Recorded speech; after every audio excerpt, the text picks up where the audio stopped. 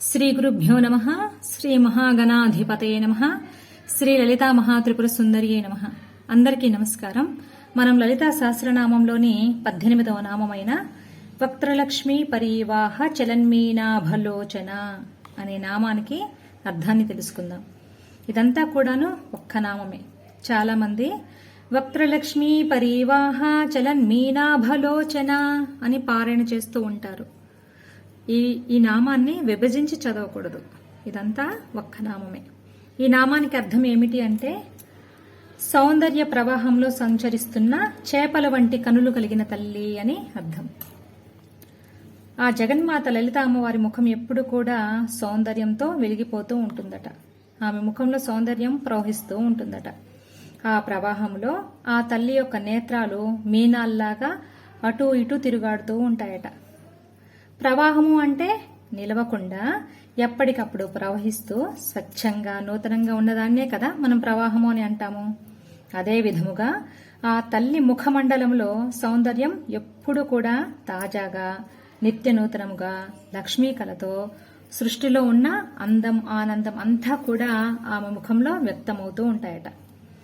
అమ్మను మనం అలంకరించి చూసుకుంటున్నప్పుడు ఒక్కొక్క రోజు ఒక్కొక్క కళతో మనకి కనిపిస్తూ ఉంది కదా. నవరాత్రుల సమయంలో రోజుకొక అవతారం వేస్తూ ఉంటాం కదా అమ్మకి. ఇవాళ ఉన్న అందం రేపటికి ఇంకా రెట్టింపు అవుతుంది. అంతేకాని నిన్నలాగా ఈరోజు మనకి కనిపించదు. రోజు రోజుకి కూడా కళ పెరుగుతూ ఉంటుంది. ఆమె నేత్రాలు కూడా ఒక చోట ఎప్పుడు నిలకడగా ఉండవట. ఈ చివరి నుండి ఆ చివరికి తిరుగుతూ ఉంటాయట. మరి సృష్టి అంతటికీ తన కన్నులతోనే కదా ఆమె ఆజ్ఞ జారీ చేసేది. ఆ మీనాల్లాంటి విశాలమైన నేత్రాలను చేపలతో పోల్చడానికి కారణం ఏమిటి అంటే చేప తన పిల్లలకి స్తన్యమిచ్చి పోషించదు. కేవలం తన చూపుతోనే ఆ సంతానానికి ఆకలిని తీర్చివేస్తుంది, పెంచి పెద్ద చేస్తుంది. అలాగే ఆ జగన్మాత తనను నమ్మి శరణు వేడిన భక్తులకు తన కరుణతోనే కటాక్ష వీక్షణాలతోనే వారికి ఉన్న లౌకిక శారీరక తాపాలను తీసివేసి తన బిడ్డల యొక్క సంరక్షణ బాధ్యతను ఆ తల్లి తానే అన్నీ అయ్యి నిర్వహిస్తూ ఉంటుంది. అమ్మ చూపు పడటమే ఆలస్యం. పడిన మరుక్షణం లౌకిక వాంఛలతో విషయ వాంఛలతో లోలత్వంగా బాహ్య జగత్తులోని అశాశ్వతమైన ఆనందాలే అసలైనవి అని వెర్రిగా ఉండే మన మనసుకు అసలు ఆనందం అంటే ఎలా ఉంటుందో పరిపూర్ణంగా అనుభవపూర్వకంగా అనుభవించేలాగా చేస్తాయి ఆ తల్లి కడగంటి వీక్షణాలు. ఆమె చూపులు మన మాయా ప్రపంచాన్ని ఛేదించేటువంటి పదునైన ఆయుధాలు. ఇతరులని మాయ చేస్తూ దూషించే వారి పట్ల ఆమె చూపు కరుణతో కాక కాఠిన్యతను కలిగి ఉంటుంది. అంతేకాకుండా అమ్మ తన బిడ్డలమైన మనకు తన నేత్రద్వయం ద్వారా ఆహారాన్ని, ఆరోగ్యాన్ని, ప్రశాంతతను ప్రసాదిస్తుంది. అది ఎలా అంటే అమ్మ కుడి కన్ను సూర్యుడు కనుక సూర్యుని కిరణాల ద్వారా మనకు ఆరోగ్యం, పంటలు, ఆహారాన్ని తయారు చేసుకునే సదుపాయం అందుతుంది.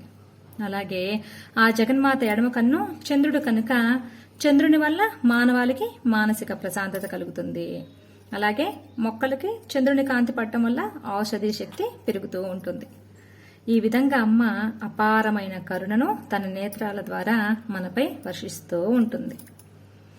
ఈ శ్లోకంలో అంతర్గతంగా ఉన్న బీజాక్షరాన్ని కనుక మనం గమనించినట్లయితే వక్త్రలక్ష్మీ పరీవాహలో వాగ్భవ బీజం ఏమిటి నేను చెప్పుకున్నాం కదా. వాగ్భవ బీజం ఐం, తర్వాత లక్ష్మీ బీజం శ్రీం, ఆ తర్వాత పరీవాహ అంటే ప్రవాహము, ప్రవాహ శక్తిగా ఉన్నది హ్రీంకార బీజం. ఇలా అంతర్గతంగా ఉన్న బీజాలని కూడా మనం తెలుసుకున్నాం. ఒక్క నామం చాలు మన జన్మలన్నీ కూడా తరించిపోవటానికి.